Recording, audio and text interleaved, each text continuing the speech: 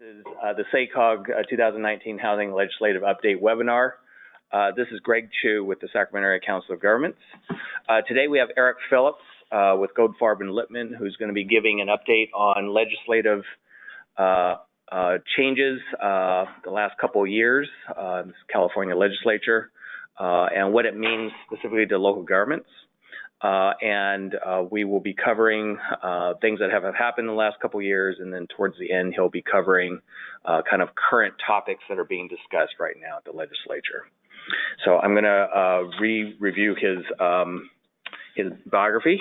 He's, again, an attorney with Goldfarb Lipman LLP, practicing in areas of land use, CEQA, compliance, community development, and housing law. Prior to becoming a lawyer, Eric worked as an urban planning consultant. He currently serves as the Vice President for Policy and Legislation for the California chapter of the American Planning Association. Mr. Phillips currently represents clients in all phases of the development process, including entitlement and administrative approvals, CEQA compliance, and fair housing compliance. He also serves as special counsel to numerous public agencies and provides advice on writing ordinances and legislative findings related to zoning, subdivisions, inclusionary housing and programs, and impact fees. Mr. Phillips is an undergraduate planning degree from Cornell University and a JD from the University of California, Berkeley School of Law. So with that, and just one thing we should, for those that are watching this live, the webinar will show the slides that he'll be doing. We'll also post the PowerPoint on the SACOG website at a later point. Thank you, Eric. Great. Well, thank you, Greg, for the introduction. I even got to hear it twice. That's always fun. But as you mentioned, the legislature over the last few years has made substantial changes that affect housing and planning laws. Some of the changes focus on streamlining residential housing production. There's been a big focus on promoting upzoning and being more interested in housing production, moving away from paper planning exercises and trying to hold jurisdictions accountable for housing production on the ground. And these trends taken together have led to very significant changes in housing element law, both in the way the documents themselves are prepared and in the way the regional housing need is allocated to drive the preparation of the housing element law, but also on the back end with the no net loss provisions, again, holding jurisdictions accountable for production that was projected in the housing element, not just for the number of units, but at the actual income levels that were planned for. And then these two planning exercises together have fed into current planning in the form of the Housing Accountability Act and other streamlining legislation. And one of the focuses that has emerged from that piece of legislation is a focus on objective standards. So both as current projects are being reviewed and as jurisdictions are planning for future housing development, they need to be mindful of really relying on objective standards. And that leaves open the question, well, what does that mean? How do I do that? So those are all topics that we're going to be working our way through during today's discussion. And I will pause at a few different points so that we can see if there's any questions from the people that are listening live, anything that needs to be clarified, and we'll continue on. We're scheduled to go for an hour and a half here so people can budget their time appropriately. And while we're just talking about that, so if there are comments, questions, just type them into the webinar. Into the chat, and we'll get your questions. If you're having any technical difficulties, again, send it through that way. That way we'll check in with you. We'll fix any technical issues if you're having problems hearing or anything like that. All right. Great. So although I'm sure, especially given our particular audience, I'd imagine that most of you already know something about housing elements, but I did want to review a few key concepts so that the new policy changes that we'll be reviewing throughout this webinar make sense and that we're starting from a common understanding. So the key driving force behind housing element law is for a city or a county to show that they have enough land that's zoned for housing at appropriate densities to accommodate the regional housing need allocation, or the RHNA. And we're going to be talking a lot about RHNA today. The housing element is updated in cycles. Currently, it's an 8-year planning period, and the housing element needs to demonstrate how it will accommodate the RHNA during the 8-year planning period. We're currently in the 5th cycle of housing elements, and the 6th cycle update here in the SACOG region is coming due in just a couple of years. And one of the themes, too, that I'll be talking about is how quickly that date is approaching, and that to the extent that it's possible for jurisdictions to start their planning efforts now, we definitely recommend that you do so.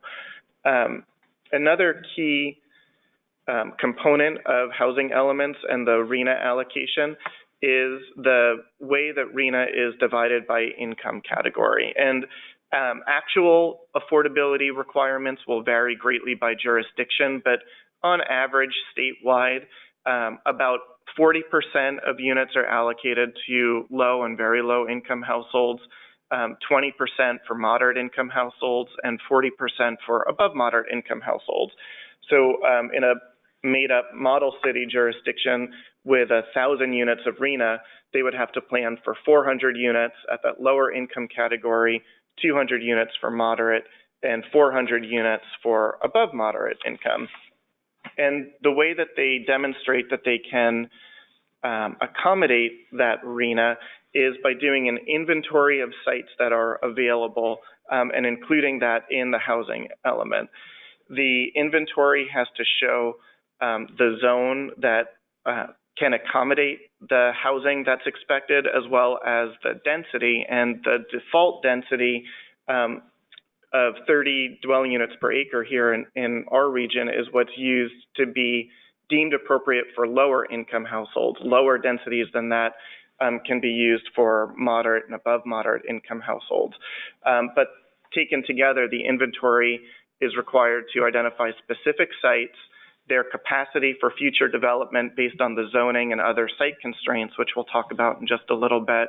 And then again, based on the density, what income category those sites are appropriate for. And the two columns that I have here highlighted in orange, the number of units and the income category for which those units are deemed appropriate, has become very important in complying with the no net loss provisions. And we'll talk about specifically why that is and what that means in just a little bit. Two other pieces that I wanted to talk about, just as in way of background, or actually one other piece, is the rezoning obligation that jurisdictions have.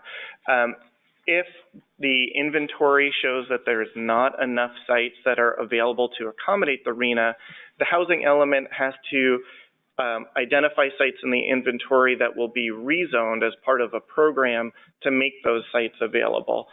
Jurisdictions have between 3 and 4 years, depending on specific findings, to complete the rezoning program. But at the end of the day, the takeaway is that if your inventory does not show adequate capacity for sites that are deemed appropriate for housing development, you will be obligated to upzone those sites to accommodate the default densities. And a new provision within the last 2 years is that the sites that are rezoned have to then permit by right development for any project that has at least 20% of its housing dedicated for lower income households. And what a use by right means that you have to have no CEQA review. However, you can continue to apply objective design standards as long as the design review process does not constitute a project for CEQA purposes. So it's a specific definition in housing element law for what a use by right is on these rezoned parcels. And it's a little bit different than some of the other streamlining bills. So I just wanted to highlight this obligation. The other concept that's important to understand here is the 20% low income requirement. This is a new addition to the law within the last 2 years. And frankly, it's a little unclear about how that would be applied if the jurisdiction already allows uses by right or housing as a use by right at the densities. So the intent here is, I think, looking back at the legislative history and the discussion that went into creating this requirement was that it would create a fast-track process that was supposed to be easier than the jurisdiction's typical housing processes, and in exchange, the developer would have to provide at least 20% lower income units. If the jurisdiction is already providing residential use by right within a zone, this 20% lower income requirement would actually potentially be a constraint on development by increasing their development standards. But the legislation isn't entirely clear that you can waive that 20% requirement. I think it's going to require a little discussion with HCD. If you're in a jurisdiction that already allows uses by right, whether or not you have to then require those parcels that are identified in your housing element to have a 20% low income requirement. I think that you could definitely read the statute to require that. So that's an area to continue to track and think about. So those are some of the foundational concepts of the housing element that we wanted to start from. And then I do want to turn a little bit to the RHNA allocation process itself. Maybe we should, if there's any questions on that first part of just checking in to see whether or not we get any chat comments. Nothing? Okay. Okay, so we'll go ahead and move on to the next section here. Yeah, and as we're going to, if questions come up, continue to use that chat feature, and we'll build in some other pauses as we go. So the RHNA allocation process is both the statewide and the regional process to allocate RHNA to the cities and counties. And the process for coming up with the RHNA that then must be accommodated in the housing element was revised last year by two bills, AB 1771 and SB 828. And as a result, we expect that the RHNA throughout the region, or throughout every region in the state, will be higher than it's been in the past because of some of those changes to the methodology. I mean, one, it's highlighted here on the slide, is that RHNA is no longer looking simply at projected household growth. The methodology now also explicitly includes existing overcrowding and cost burdens that existing households face. And that information is being added to the need in addition to the projected growth of the region. So that combination is expected to yield an increase of RHNA allocation. I've heard from some HCD webinars that they expect roughly an 18% increase, but some jurisdictions could see increases even larger than that based just on this factor alone. Another new change is that the final determination of regional need, the numbers themselves that the COGs will be allocating, now have to be approved by HCD. Other factors that I wanted to spend a little bit of time that are new and that have to be considered as RHNA is being distributed by the COG are the impact on housing and its ability to reduce greenhouse gas emissions. So I think this is going to move more housing opportunities closer both to transit and to employment centers, in addition to in an effort to use the housing policy to reduce vehicle miles traveled and have a positive effect on reducing greenhouse gas emissions. Even more explicitly relating housing to jobs is this concept of affordable housing balance and looking to have more affordable housing opportunities in areas where there's demand for low-wage jobs, services, and manufacturing, warehousing, anywhere where there's a low-wage job sector, I think can expect to see its need for affordable housing be increased through this methodology. And there's another new concept of affirmatively furthering fair housing that has to be considered when the housing units are being distributed through the RHNA process. And we'll talk a little bit more explicitly about what that means in just a couple of slides. But in general, I think it's going to create pressure to put more housing at higher densities in high opportunity areas, places that have good schools, access to new opportunities that maybe are traditionally more low density or resistant to higher density housing opportunities. But the obligation to affirmatively further fair housing and create access to those opportunities, I think, is going to affect where RHNA gets allocated. There's also concepts that historically have affected RHNA can no longer be considered when deciding how to allocate the housing need. For example, existing low zoning or having strict growth controls. In the past, that's been a reason to say, well, they can't accommodate their RHNA, so we're not going to give them as much because they have this growth management program. That's no longer the case. The housing now has to be accommodated regardless of that as a constraint.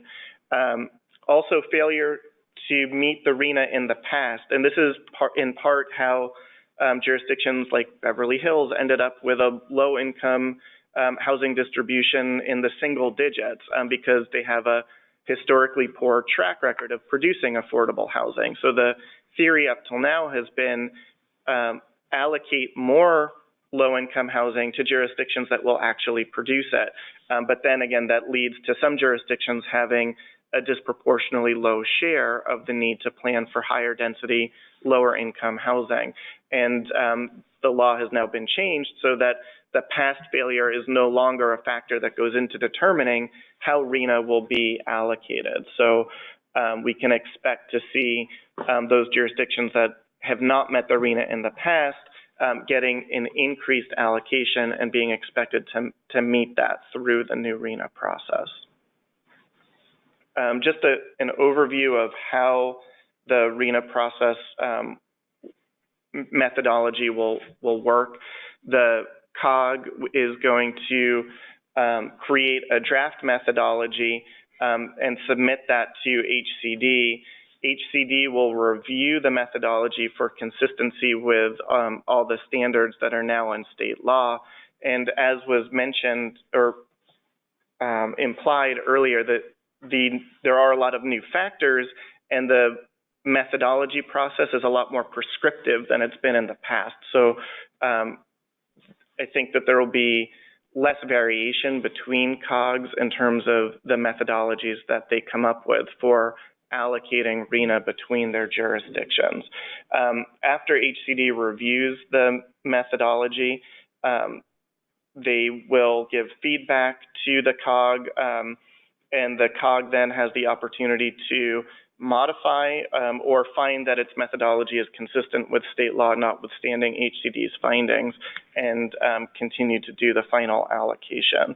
I've been talking about COGs here, but there also continues to be the opportunity to have subregions. A subregion is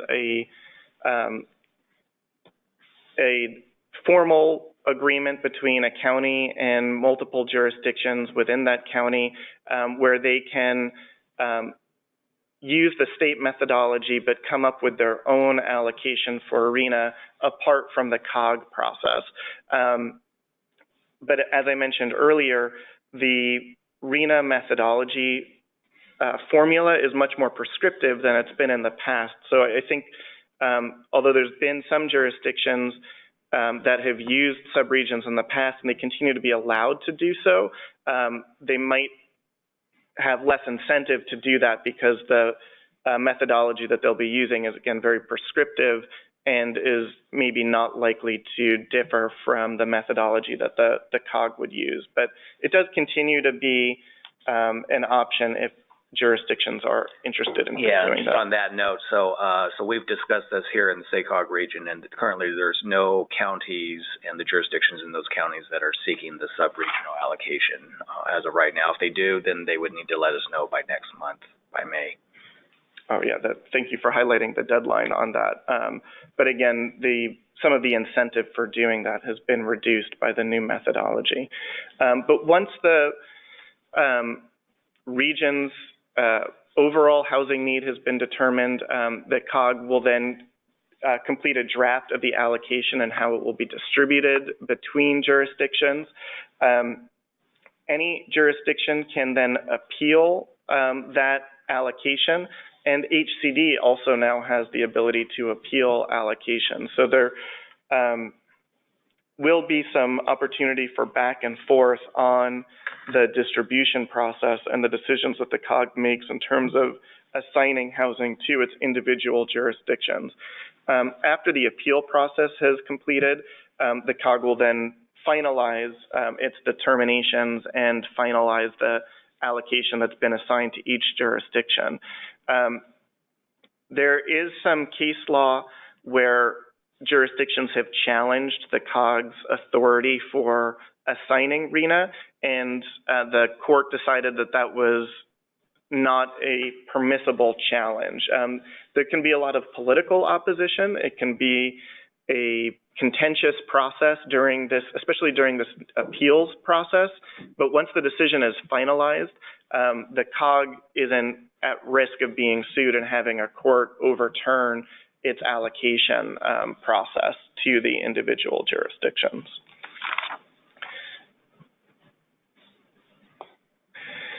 I mentioned earlier this concept of affirmatively furthering fair housing, and this is a concept that is going to come into play both in the assignment of housing need to individual jurisdictions, and then again in the preparation of the housing element itself. So it's a two-layer obligation. And what affirmatively furthering fair housing means is, I have the quote here on the slide, it's taking meaningful actions to overcome patterns of segregation and foster inclusive communities. What that actually means on the ground is still up for some discussion. HCD has not issued any formal written guidance on what the affirmatively furthering fair housing obligations will mean.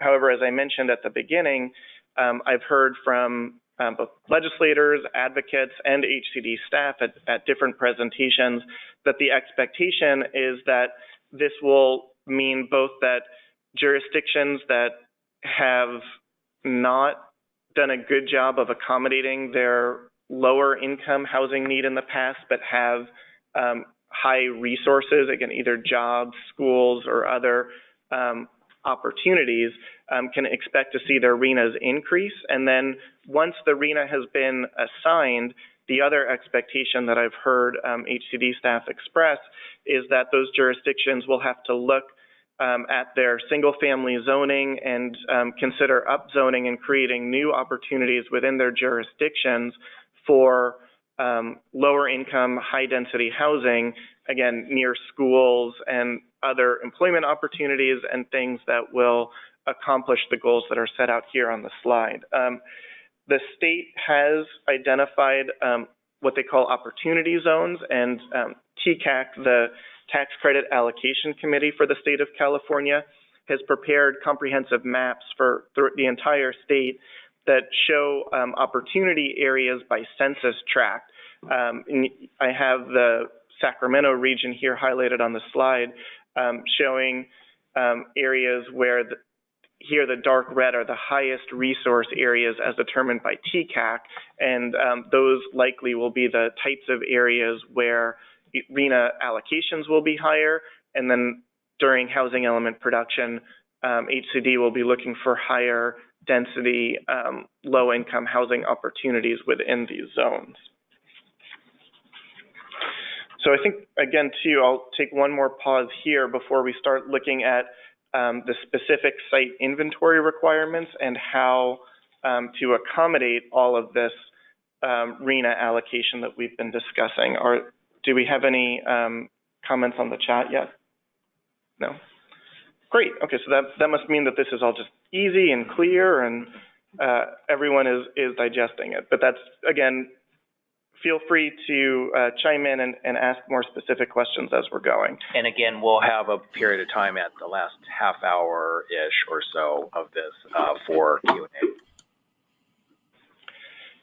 But for right now, we will continue on and begin focusing on preparing the housing elements themselves and meeting the site inventory requirements. So up till now, we've been talking about some factors that will likely lead to an increase in RHNA that jurisdictions need to accommodate. But as I mentioned right at the beginning, the key piece then of housing element law is creating an inventory and the jurisdictions showing how they will accommodate that need. And the rules around that have changed recently as well. That as part of the 2017 housing package, AB 1397 significantly reworked the criteria for evaluating sites that can be included in the inventory. And the combination of these more strict site inventory requirements with an increasing RHNA load that jurisdictions need to accommodate, again, to me, that will leave jurisdictions with a challenge on how they are going to accommodate and create a legally adequate housing element. So I mentioned it right at the beginning. I'm going to come back to it later, but it's another point to highlight the idea of starting the planning process early. I, again, can't underscore that enough about how important it is to understand what sites you might have available, whether your zoning is adequate, whether rezoning will be required, because there likely will be a need for more housing, more sites, and more rezoning, and you'll need to build appropriate time into your planning process to do that. So specifically what this means, looking at the site inventory requirements, every jurisdiction in its housing element is required to show that the realistic and demonstrated potential of the sites it includes in its housing element inventory. And the potential is the potential to develop over the next 8 years during the planning period. So this has been a focus of HCDs, not letting jurisdictions claim a newly developed Best Buy is going to be a housing element site because, oh, maybe we'll do infill housing on their parking lot. The likelihood of that use turning over in 8 years is potentially low, though as the retail apocalypse continues, maybe it's getting higher. But the burden is going to be on the jurisdiction to show that the uses that they are planning for can be accommodated within the 8 years, and that's a realistic projection. Once they've identified sites, another interesting new requirement is a replacement obligation that goes along with any site that's identified in the housing element inventory that includes existing residential uses and occupied residences. If within the last 5 years, a site in the housing element inventory has residences that were either deed restricted for lower income housing, subject to rent control, or occupied by lower income households, then those units have to be replaced if they're going to be redeveloped, and the replacement requirements are the same as what's included in density bonus law. I'm not going to go through the nitty-gritty of how you replace those right now, but I wanted to put this in the back of everyone's mind too, because it's twofold. On one, the replacement obligation could potentially be a constraint on new housing development. However, it also gives jurisdictions a tool to combat displacement that they don't currently have, particularly because of the Ellis Act. Under state law, the Ellis Act gives property owners the right to go out of the rental housing business, and jurisdictions are very limited in terms of the replacement housing obligations that they can impose on projects. And in some jurisdictions, we're seeing a move for developers to demolish older, higher density housing and replace them with a smaller number of large units, because the yield on those is so much higher. They make a profit notwithstanding the loss in units. And this replacement obligation would give jurisdictions a tool to protect that housing stock that they don't currently have. So that's a factor to consider when you're debating what to include in your housing element inventory.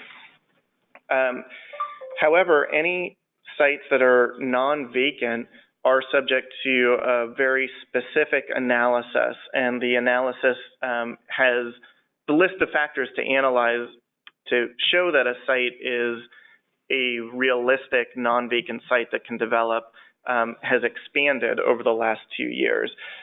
So you have to specifically analyze when existing uses are an impediment, whether there are development trends that make it likely that those uses will redevelop.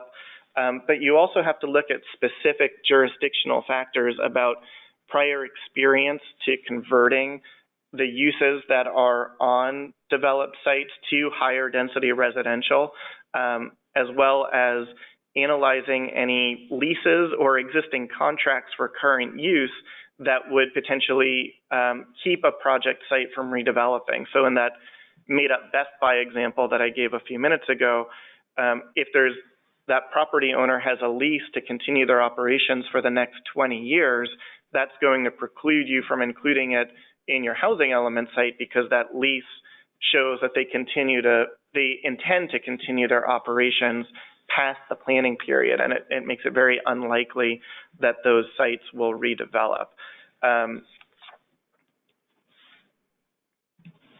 And this non-vacant analysis can get even more complicated depending on what the rest of your housing element inventory looks like.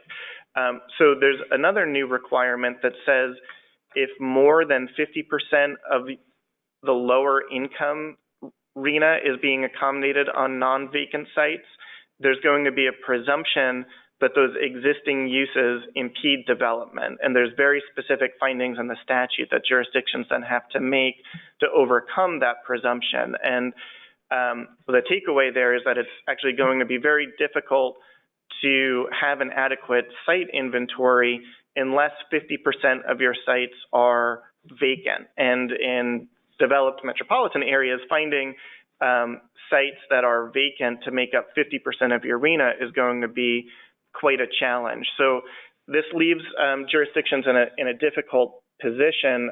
Working with a jurisdiction that was preparing its fifth cycle housing element late, I had the experience of HCD requiring letters of property owner interest for all of their non-vacant sites. So jurisdictions will have to potentially identify property owners, assess their interest in redeveloping for higher density housing, and document that in the housing element in order to take credit for their non-vacant sites in their housing element inventory.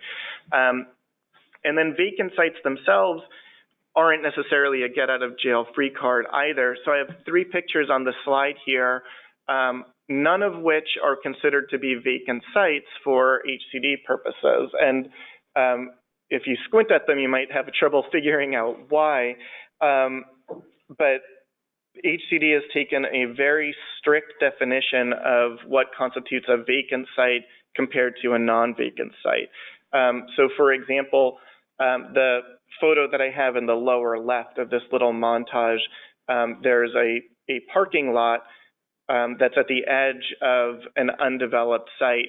And the site, although it is able to be subdivided, has not yet been subdivided. So despite the fact that the majority of the site is undeveloped and ready for high density residential development, it's not something that counts as a vacant site for purposes of meeting that 50% threshold. The site on the top right, there's an abandoned single-family house in the center of that site. And even though there's no utility hookups, no tenants, no active residential uses for years and years, the fact that there's even that structure there would keep HCD from deciding that the site itself was vacant, despite the fact that the majority of the site is undeveloped and ready for high-density residential housing. One exception to that kind of strict rule is that in an example like this, if the jurisdiction has issued demolition permits, and HCD might be able to be convinced that is then vacant because the use is not expected to continue and the structures will be cleared from the site. But just wanted to highlight these as examples of the level of scrutiny that jurisdictions can be held to when they're claiming sites are either vacant or non-vacant. Also worth mentioning, any agricultural site is not going to be considered a vacant site. That maybe makes a little bit more sense. But sites with power lines or utility easements crossing them, even if they're otherwise undeveloped, may not be considered vacant by HCD. So you'll have to carefully assess whether or not you're able to comply with that 50% threshold. And if not, again, spend a significant amount of time working with property owners and collecting evidence to demonstrate that your non-vacant sites are likely to redevelop during the planning period. There's other restrictions on the ability to use sites in the housing element. For example, previously identified sites in the housing element are now limited in their ability to be reused. If you have a vacant site that's been listed in 2 or more housing elements, it's presumed that it's not going to develop. The same is true for non-vacant sites that have been listed in just 1 housing element. However, you can overcome this presumption by making housing at the density that's required a use by right, and again, attaching that 20% low-income inclusionary requirement to the development. There's also what I've been calling the Goldilocks requirement on size. It can't be too big, it can't be too small. The site has to be just right for affordable housing. So if it's less than half an acre or greater than 10 acres, the site will be presumed to be inappropriate for affordable housing development unless the jurisdiction has substantial evidence to show that it has a track record of producing affordable housing on sites that are outside that range that is assumed to be appropriate. So before I change focus to no net loss, I'll take another pause here and see if we have any other questions that have come in. Eric actually just came in questions. Can you please clarify when non-vacant sites analysis is necessary? Sure. So the question was when the non-vacant sites analysis is necessary. So there's 2 levels to it. As you're preparing your housing element inventory, you have to identify whether the sites that are in the inventory are vacant or non-vacant. If for all of your non-vacant sites that you are using for lower income households, you have to analyze them and include an analysis and a discussion of the site development potential using the factors that are highlighted on the slide right now. There's an additional level of analysis that's required if your lower income RHNA, 50% of those sites are accommodated on 50% of your units are being accommodated on non-vacant sites. Then there's a higher threshold that applies, and it's presumed that the existing uses will impede development, and you have to make even more specific findings that are supported by substantial evidence that the uses are likely to be discontinued in the 8-year planning period. So it's regardless of whether you meet this 50% threshold test or not, you have to have some analysis of the capacity of your non-vacant sites, their access to utilities, the likelihood that they'll develop, but the standard for the evidence that needs to be presented goes up, and it becomes harder to justify your reliance on those sites if you don't meet that 50% threshold. And we have one more question. Can you please review slide 17, previously identified site? Sure. So I went through this a little quickly, but what this means is that as you look back to your fourth cycle and fifth cycle housing element sites, you might see that your inventories look similar. And a lot of jurisdictions would pick sites, and maybe they were not the most enticing sites to develop, so they continue to be undeveloped and or considered available for housing development. So there's the temptation to reuse those sites. And the new requirements from 1397 are trying to limit jurisdictions' ability to do that, so that, again, if there's been a vacant site that's been used in 2 or more housing elements, you're not supposed to reuse it unless the exception I'll talk about in a moment applies. And then the same is true for non-vacant sites, but it's a stricter threshold if you've listed it in 1. So if you have a non-vacant site for lower income housing in your 5th cycle housing element currently, you're not allowed to reuse that in your upcoming 6th cycle housing element unless you rezone the site to allow for the default density, 30 dwelling units per acre, as a use by right. And we talked at the beginning of the presentation about the use by right requirements. So it means that it's not subject to any discretionary review except for design review. However, the design review needs to be based on objective standards so that it does not constitute a project for CEQA purposes. And then the housing is allowed to develop without being subject to CEQA, because it would be non-discretionary and not a project for CEQA purposes. I mentioned also at the beginning the question about what happens if these sites are already used for housing development by right. And I think if they're already used, you can try and continue to reuse them, but I would expect some pushback from HCD about potentially needing additional evidence as to why a site that's already a by right housing site hasn't developed, and why you think in the next 8 years it actually will develop now. That's not explicit in the statutory language, but just from experience working with HCD staff, that's the type of question that will come up if you're trying to reuse a site that has already allowed residential uses by right at the default densities. And if you, in some ways, you're lucky, or it's easier to comply if you haven't been allowing by right, because changing those sites to be residential use by right at the default density would allow you to reuse those older sites. I think you might have gone over it already, but another question came in. To use vacant sites, to use vacant sites used in 2 prior HEs, that housing must be allowed by right, and there must be a 20% inclusionary requirement. Yes, yeah. So this was the question was recapping the discussion that we just had, but that's correct.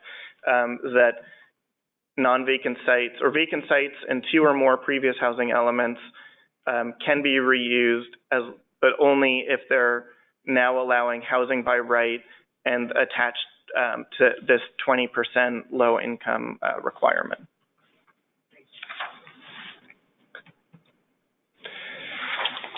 So that brings us to the next section of our discussion on the no net loss provisions in section 65863. And I did a similar presentation right after the 2017 housing package was adopted here for SACOG, and we talked about no net loss provisions. But at that time, so if you're a charter city, don't worry about it. You can just you can go get a cup of coffee during this section of the presentation, but that's no longer true because last year SB 1333 changed the applicability of the no net loss provisions, and they now apply to all jurisdictions. General law cities, charter cities, counties are all subject to it.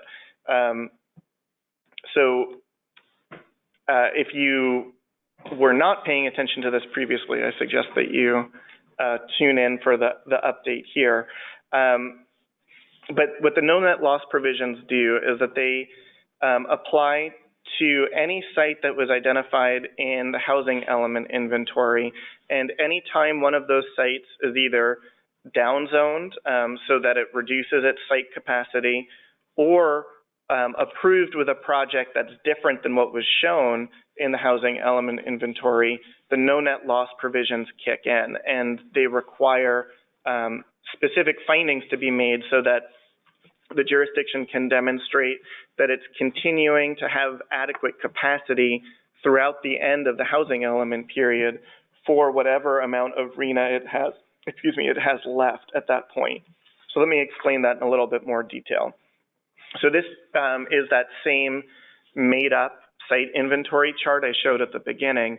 And if we look at the first row, we have a site that is zoned to allow up to 30 dwelling units an acre. On the 2-acre site, it was assumed that 40 units would develop, and it was be developed at a high enough density so that we could presume that it was available for lower income households. First, if the city or county decided to downzone that site to R2, R1, or something else so that the residential capacity was reduced, that would trigger no net loss. However, no net loss was also triggered if the jurisdiction were to approve, say, a 35-unit low-income housing development on this site, because then 5 units, you'd be 5 units short from what you showed you were developing. However, it also applies if you don't develop at the exact income level that was shown in the housing elements. Even if you're developing the same number of units or more, you could be developing a 40-unit or even a 50-unit project on this site, but if it's for moderate income or above moderate income households, then you have a shortfall of 40 units for lower income households that needs to be accommodated, and specific findings are required to comply with the no net loss provisions.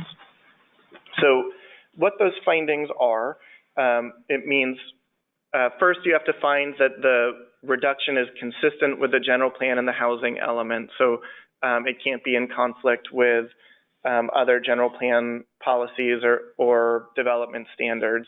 And you have to make a finding that the remaining sites in the housing element are adequate for all of the other income levels. And you have to quantify that unmet need and the remaining capacity by income level in the findings themselves. You also then will be required to report that in your following year's annual progress report that goes to HCD. They're due every year on April 1st, and any no net loss findings or calculations or rezonings have to be tracked and reported in those APRs. So you do need to do the calculations up front and have them be part of the findings of project approval, but you will also be held accountable for doing that in the following year's APR. If there are not adequate sites remaining, then you have to identify additional adequate and available sites so that there's no net loss in capacity for development at the income level shown. So with this example that I was talking about, if we've developed a 40-unit above moderate income project on our site, we have to show that we have capacity on other sites for 40 units of lower income housing. I will also mention that it's solely the jurisdiction's responsibility to make the findings here. The developer is not responsible for meeting the income level that's shown in the housing element.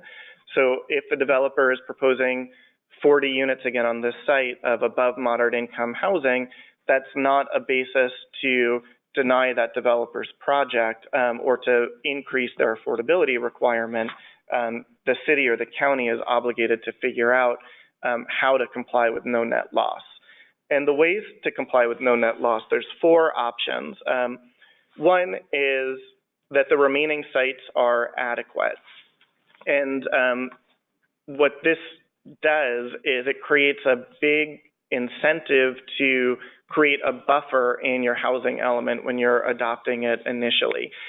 Because as soon as you start seeing projects that develop at higher income levels and are shown, you're required to comply with the no net loss provisions. If you have a buffer for more lower income sites that are pre-approved, then you were required to just meet your RHNA, you can use those sites to comply and show that those sites continue to be available and they will make up for the difference in the loss of affordability that you have on your initial sites. If you don't have a buffer, showing that the remaining sites in the housing element are adequate is going to be quite a challenge, and you're much more likely to be onto one of the other 3 options. One, you can show that another site was approved with more units at the affordability level. So for example, on that 40-unit site, if you got a tax credit project and actually developed 60 units of lower income housing on that site, then you have a 20-unit surplus that can be used to comply with no net loss going forward on a different site. And then other sites that are not yet in the housing element can be used to make up the difference. And that sites then have to be identified and made available at the proper zoning within 180 days from approving the project and making these no net loss findings.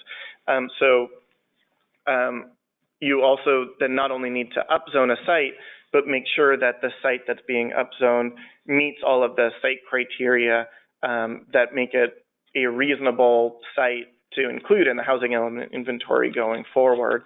Again, doing that in 180 days is a very difficult time period to comply with, and it suggests that doing that legwork up front and having a buffer is probably it's a safer way and a better practice for jurisdictions to plan going forward. So I've said that twice already, and it's so important, I'll say it one more time.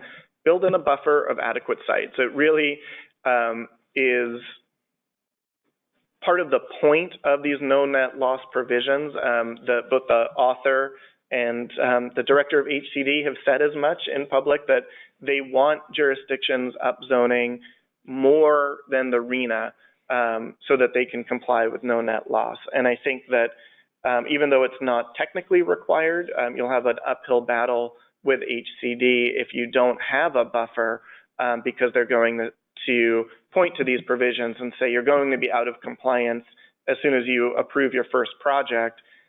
Let's take care of it now and build in a buffer. So again, that's really important. But this also is, as I mentioned at the beginning, representative of the increased focus on actual production of housing and of housing at the specific affordability levels. And one way to address that and plan for it is to maximize the inclusionary percentages if you have local inclusionary ordinances. Under AB 1505, you are allowed to have inclusionary for rental housing. You have to provide alternatives for providing on-site rental housing, but you don't always have to allow in lieu fees. You can limit in lieu fees in favor of production of actual affordable housing units, either on-site or off-site. And definitely one thing I'm seeing jurisdictions do is try and increase the amount of affordable housing they require for projects and promote on-site development so that they have a little bit of a buffer to work with for their no net loss findings. And then it becomes really important to maintain appropriate records, especially in large jurisdictions. maybe in charter cities that weren't previously subject to that and that are made up of multiple community planning areas. You might not be keeping your records in this way, but it really is important to demonstrate your compliance with no net loss, to have an accurate log of all your housing element sites, all approved development, and at what income level throughout the city, so that you can show whether or not you have a buffer or whether you're in danger of falling behind and need to identify rezoning opportunities. And then we also recommend keeping a record of sites that aren't in the housing element that you might be able to use as available sites later in case you do find yourself in a rezoning or a no net loss position and you've burned through the buffer that we highly recommend that you include. I'm going to just do one more slide and then I'll pause again for questions. I've mentioned HCD a few times throughout this review process. Another change that came from the housing package in 2017 was AB 72, which specifically authorized HCD to revoke housing element compliance mid-cycle and refer violations to the Attorney General. This has been a big focus of the current administration. Governor Newsom is very interested in housing element compliance, and HCD is under a lot of pressure from the governor's office to use their AB 72 authority. They've been very active on this front, even just in the short part of the Newsom administration.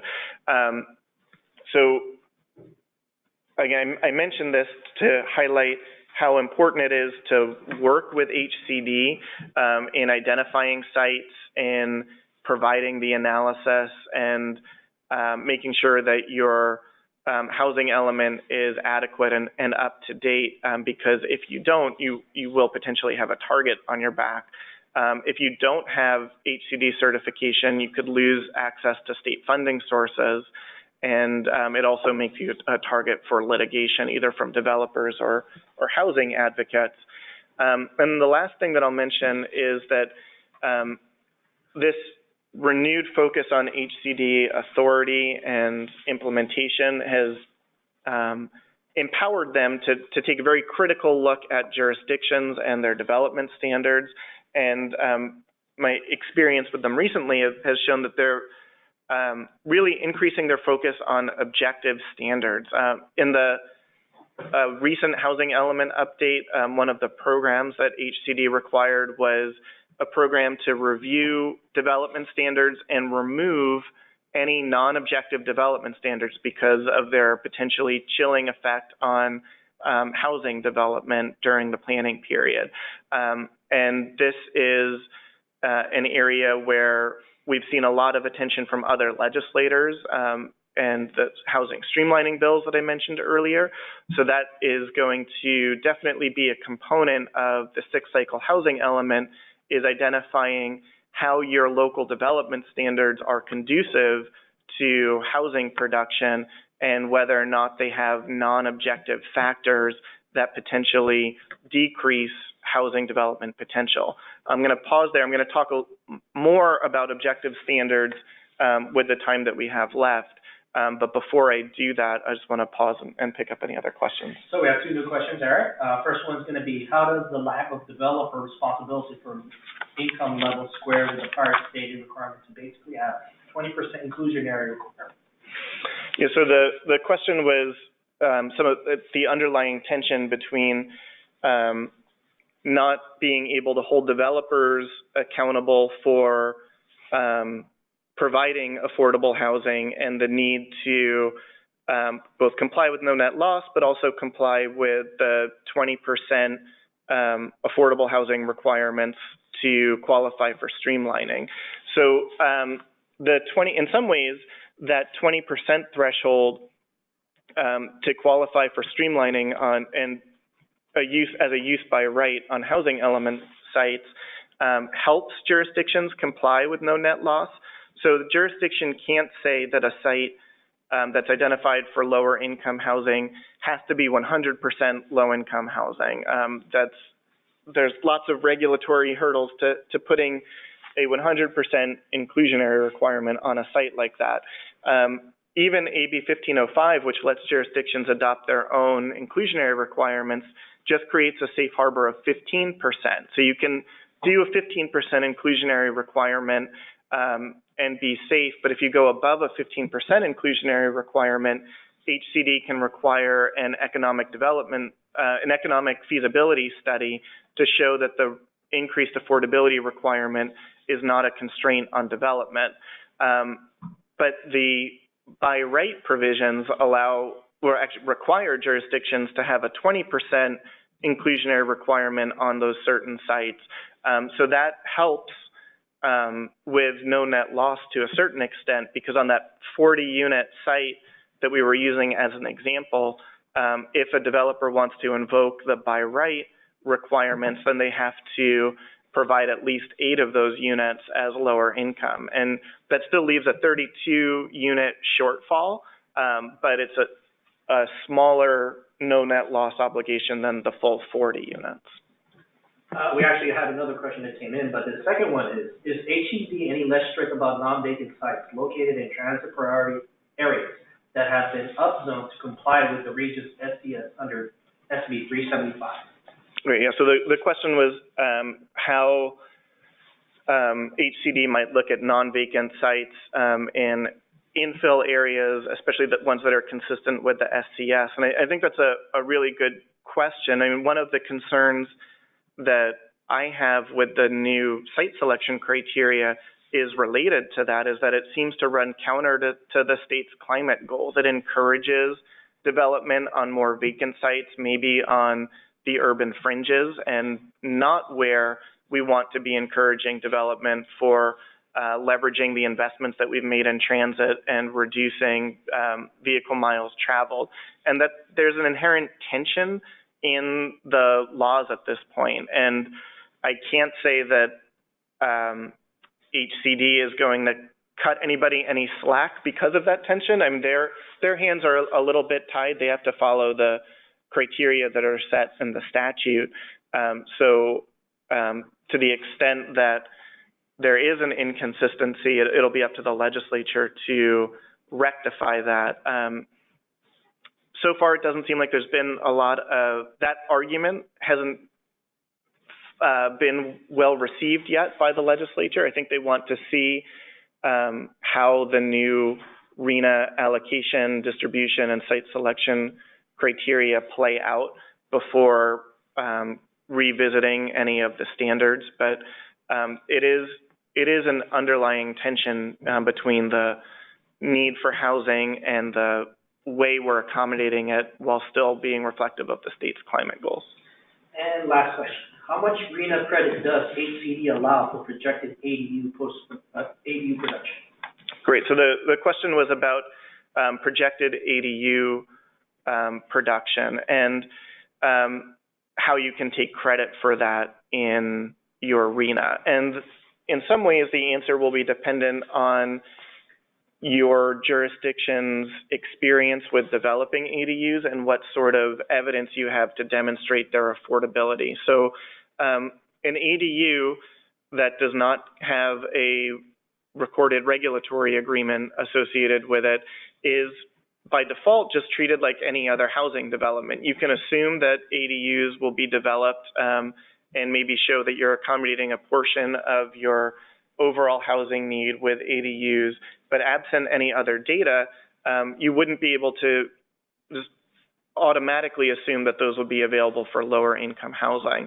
But what I've seen jurisdictions do is conduct surveys and gather data for what the initial rents of ADUs are within their jurisdiction, and then again do owner surveys to see what they're being rented at 1 or 2 years after they've been put into service. And then you can use that survey information and the information you collect at issuance of certificate of occupancy to make assumptions about both how many ADUs will be produced over the next 8 years and at what affordability level. So if you have substantial evidence based on actual rents that 25% of your ADUs are being used for lower income households, and you can project that 100 ADUs are likely to be developed in the next 8 years, you'd have a good argument that your lower income RHNA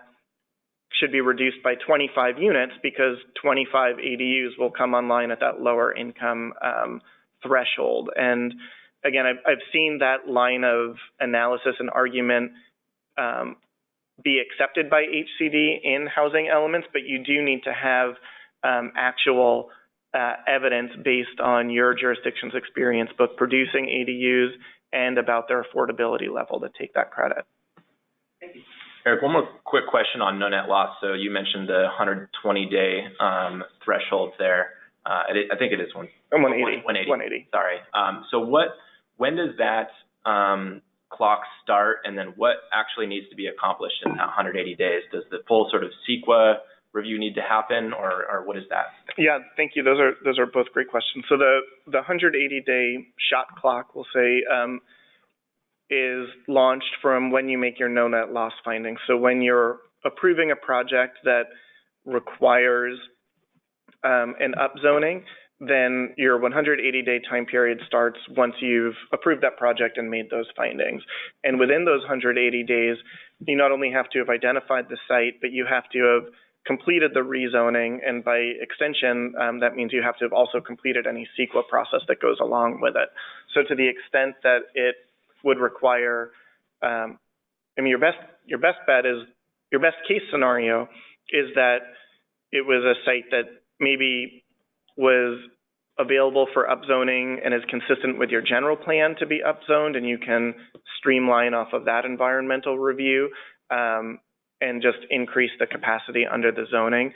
But if you are in a situation where you're needing to increase capacity under the general plan and the zoning, or if your general plan EIR didn't have a high enough baseline assumption for the site capacity going forward, then you might have to do more focused environmental analysis to comply with CEQA. And 180 days is a tight time frame to comply with a CEQA process. So again, underscoring the need to be proactive and understanding what sites are available, having a buffer.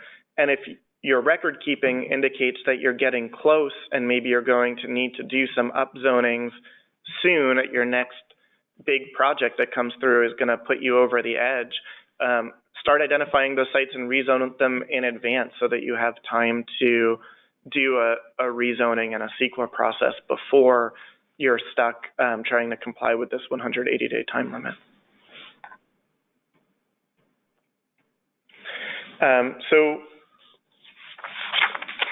picking up the thread here, the last topic that we've been talking about were objective standards and the increased focus on objective standards in housing development law in particular. So an objective standard, the first question is trying to figure, well, what is an objective standard anyway? SB 35 has a very specific definition of objective standard. I have it up here on the slide. This definition is not yet incorporated in other areas of the law, though it's helpful to refer back to. And there's one pending bill that would amend the Housing Accountability Act to incorporate this definition as well. So even if it's not in the law yet, we can expect that it will be for purposes that go beyond just SB 35. So it's a helpful starting point to understand what an objective standard is. And it basically means that it has to be a standard that does not involve personal or subjective judgment. It has to be verifiable by reference to an external benchmark, and it has to be knowable by both the applicant and the public and the official before the application is submitted. So what that means is it's something that is in your zoning code, and that's obviously written down. It's a development standard, but it would only be an objective standard if it is, again, uniformly verifiable and doesn't involve subjective judgment. So things like height, setbacks, lot coverage, those are all very easy to quantify as objective standards. A building has to be no more than 45 feet tall. I mean, everyone can agree whether or not that's true. But then you pretty quickly start running into things that I'm sure are in all of your zoning codes right now that are not objective. For example, is a project consistent with the character of the community? Does it promote the health, safety, and welfare of the community? Even one that's required by the Subdivision Map Act. Is the project suitable for the site? None of those are objective for purposes of SB 35 or the Housing Accountability Act because they are not uniformly verifiable and require too much personal and subjective judgment to determine whether or not a project is compliant. And some recent court cases give examples of standards that have been found to not be objective. For example, producing high quality and authentic design, reflecting the look and feel of the community, avoid obstructing views to the surrounding hills. Maybe that's right on the fence, because you could say whether or not a building is blocking views to the hills from a specific point, but the way this is phrased, special care shall be taken, makes it subjective rather than objective, because how do you know whether or not special care has been taken and whether we've avoided obstructing views? But what that highlights for me is the idea that a standard can be objective and still be very specific and controlling. I mean, you could rewrite some of these to be objective standards. You could say that, again, from a particular point, no more than X% of a view shed can be blocked, and that would likely be objective. Or come up with design standards that are objective, for example, requiring specific pitches, like no more than a 29% pitched roof, or you must use a particular type of tile or specific building materials. You can be very prescriptive in your standards as long as they're written in a way that's objective and an applicant can know whether or not they're complying with them. Where you get into trouble is when you try and leave a little bit of flexibility in order to accommodate unforeseen circumstances. And this does leave, it's a double-edged sword from a developer's perspective, because predictability is helpful. They know the rules going in, but developers also want flexibility because they want to tailor projects and development standards to their individual circumstances, and planners, frankly, like to do that too. So this tilts the scale much more to predictability over flexibility. And I did mention the Subdivision Map Act. There's a published case, this Honcharu case that I have noted here on the slide, that found that some of the statutory required findings in the MAP Act are not objective and therefore can't be used as a basis to deny a project under the Housing Accountability Act. So the site is not physically suitable for the proposed development. Even if you think that that's true, it's not a legal justification under the Housing Accountability Act to deny a housing development application. So then you have to address those MAP Act findings potentially through conditions of approval or other mechanisms so that you can comply with the competing direction from the MAP Act that says you have to make this finding and the Housing Accountability Act that says you can't. So backing up for one moment to give a quick overview of the Housing Accountability Act, it's codified in the Government Code, Section 65589.5. It was first adopted all the way back in 1983, so it's not exactly a new law, but in the last few years, it's gotten a lot more attention and it's been modified and strengthened. So its applicability is much more relevant to planners as you're reviewing projects and potentially approving or denying them. It applies to every housing development project, affordable and non, and it requires that planners review projects for consistency with their objective standards within 30 to 60 days of those projects being deemed complete. If they are consistent with the objective standards, there's very specific findings that are required if you want to deny or reduce the density. And it's very, very difficult to deny any project that's consistent with objective standards. And then there's even a second level of findings for projects that are affordable or emergency shelters, and that those become almost impossible if they meet objective standards.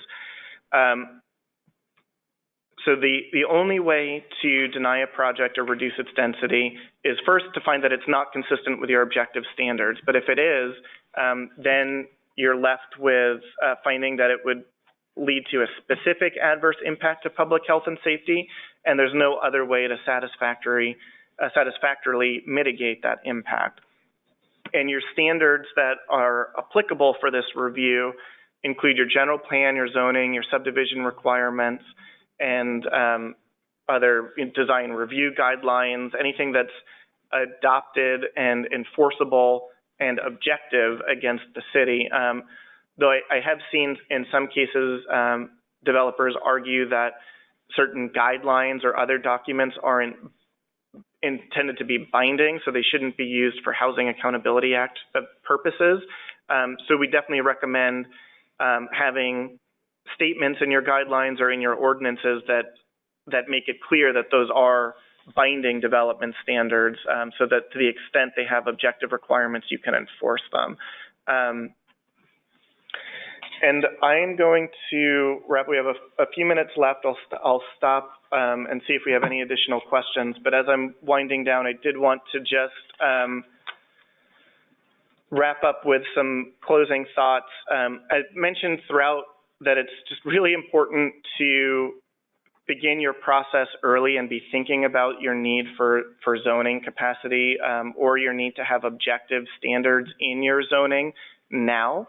And there's SB2 funds that are currently available. HCD has issued their notice of funding availability for that. So to the extent that you're ready, go get some money from the state and start some of your planning activities now, especially if rezonings are going to be required or extensive environmental review is going to be required. I know that here in the SACOG region, there's been good involvement so far with the allocation process. We continue everybody to encourage that. Another strategy that we've seen work in other jurisdictions are strengthening those regional collaboration efforts. For example, in San Mateo County, the 21 Elements group pooled their resources and created certain types of demographic data and analyses together that could be used as a baseline for each of their housing elements, and that streamlines their housing element production. Obviously, their site inventories and the site-specific analyses had to be done by each jurisdiction, but there are opportunities to collaborate and share some of that burden. And as we discussed in some of the question and answer before, CEQA needs to be built into the timeline, especially when rezonings are required. And unfortunately, that also means that CEQA challenges need to be built into your timeline because especially if you're upzoning, if you're putting higher density housing in areas that traditionally have not had it or may be resistant to it, CEQA could be a tool for communities to object to those types of changes. So you need to have time to plan for that and address those concerns while still meeting your obligations under state law.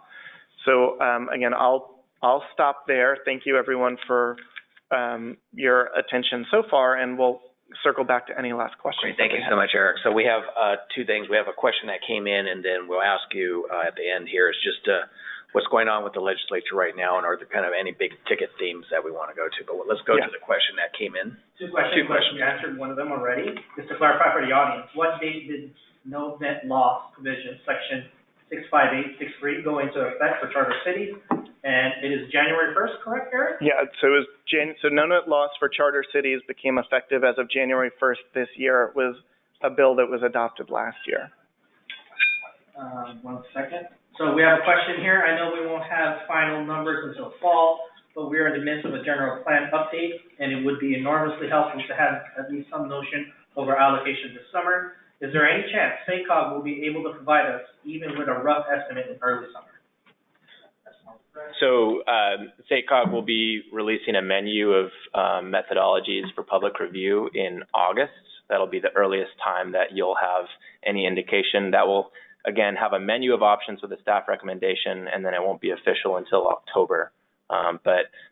Yeah, you will have your first indication in August.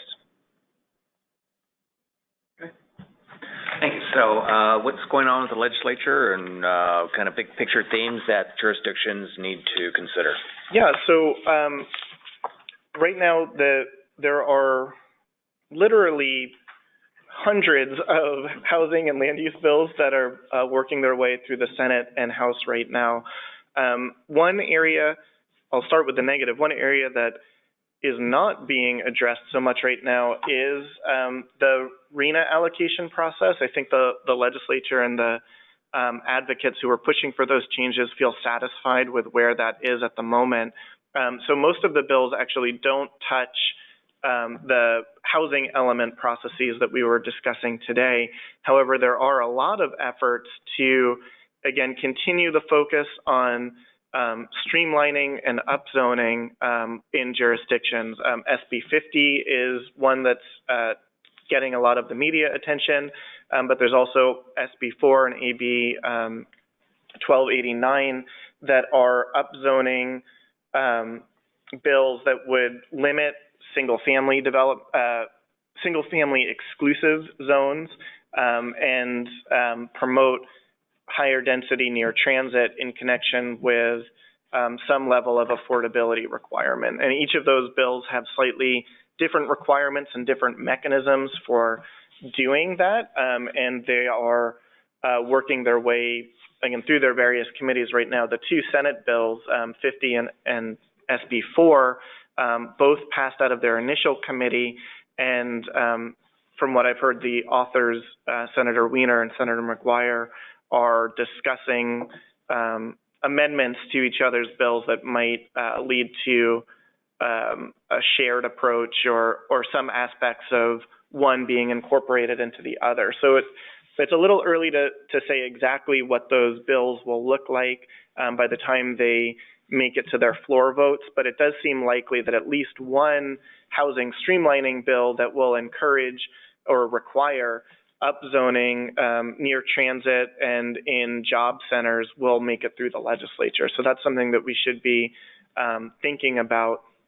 There have been other discussions around financing tools. There's potential tax increment financing tool that's being explored that could help finance some of the housing development and the infrastructure needs. I know in some jurisdictions, especially outside of the major metropolitan areas, infrastructure costs are a bigger impediment than zoning requirements. I mean, you can have really high zoning limitations and still not see developers come to build to that level because infrastructure is so expensive and construction costs are so high. So there's some effort to address financing, and I certainly hope that that continues to be discussed. And then the other theme that we see moving through are, again, restrictions on local ability to disincentivize housing projects. So there's a close look happening with the Mitigation Fee Act and ways that that is being used in some jurisdictions potentially to overburden housing projects. ADU legislation continues to be hot in Sacramento. The idea, even though we've seen a big uptick in ADUs over the last few years since the first few bills went into effect, some jurisdictions still aren't approving the right amount of ADUs in the legislature's view and are overburdening them with fees. So we're seeing an effort to continue to relax ADU requirements and limit fees that can be applied to those. And then the last bill that I'll mention is SB 330. It's a bill that Nancy Skinner has authored and passed out of its first committee last week as well. And it's sort of an omnibus housing bill to address issues with the Permit Streamlining Act, with the Housing Accountability Act, and other efforts that, in the legislature's view, local governments use to slow down housing production or make housing production more expensive, and looking for a statewide solution to limit development standards that make housing more expensive to build. And again, there's a lot in that particular bill. There's sections of it that people like, sections of it that people probably don't, and I wouldn't be surprised if it continues to evolve since we're still pretty early in the legislative session. But those are all bills that I'm watching, and the trend, regardless of what individual bill comes out, is that again, the legislature is very interested in removing barriers to production and focused on seeing results in housing, not just paper planning exercises. And hopefully, at least a little bit of recognition that there's some funding necessary to go along with that, because in my view, at least, it's not just local regulations that keep housing development from happening. And we'd like to see more support for the financing and infrastructure to make development more feasible where that's needed as well. Okay. Well, thank you so much, Eric. Really appreciate your time. And so for those of you that are listening to this on the recording, this is the Housing Element Update webinar. There is AICP credits for legal for today's date, which is April 15, 2019. Again, I want to thank Eric for coming out today. He'll be heading over to the Housing California conference next door in just a few minutes. So hopefully some people, if they see you, they can talk to you then. So really appreciate it, and we'll talk to the SACOG planners in upcoming meetings. Thank you.